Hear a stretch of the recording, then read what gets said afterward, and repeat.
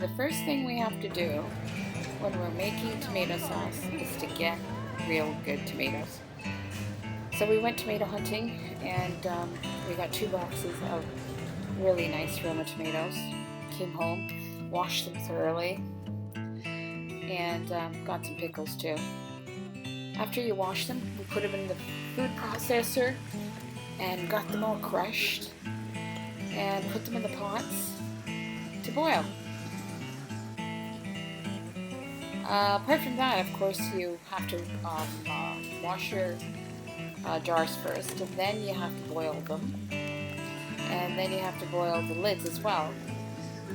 But going back to the tomato sauce, actually, after you crush them and you put them in your the pans to cook, what you're looking for is a nice saucy consistency, and something that's going to be close to a tomato paste, but not really, because it's not going to be smooth like a tomato paste.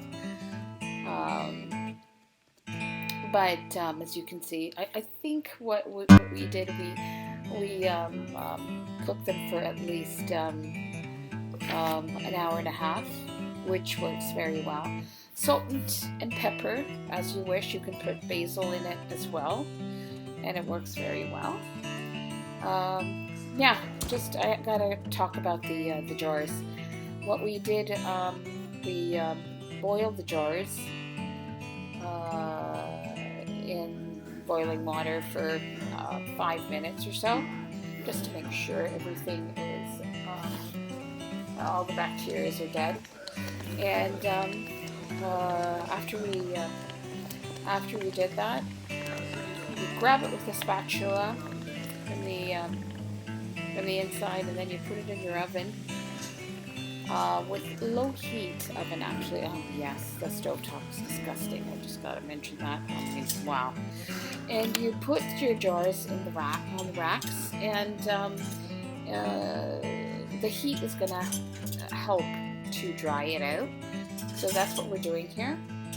We're drying the jars completely, and after that happens, actually, it's ready to be filled, but you really have to be careful that you don't have driplets of water in there, because your sauce consistency is really is important, and that's what we're looking for. My cat's running around everywhere, so I'm getting distracted when I'm talking here today. So, and you got to check out the rims.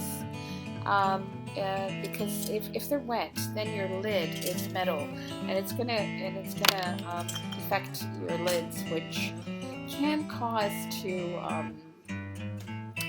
irritate your tomato sauce, actually. So that's what you have to watch for. And oh gosh, the stovetop! Look at that! Oi, yeah, that's what happens because it was on high end, and it had to bubble up a lot, and that's what happened. So yeah, so there you go. That's what I was using, those long spatulas to get the jars out. And after the jars were out, and they go into the oven, and here we go. The lids can rust, so that's what you're trying to dry the lids as well. What I did was I put a tea towel on the countertop, and after that I put a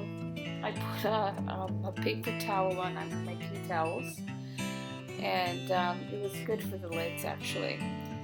Dried them up pretty well. What I'm doing here is I'm watching.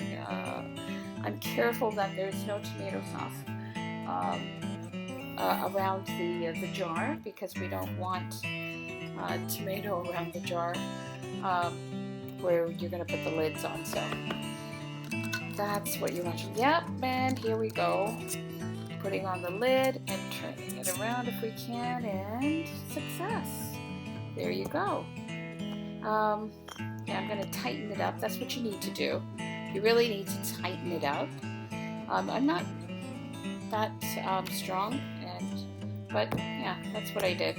And you put the jars upside down because you want to make sure that they're not dripping. So thanks for watching, and hope you come again.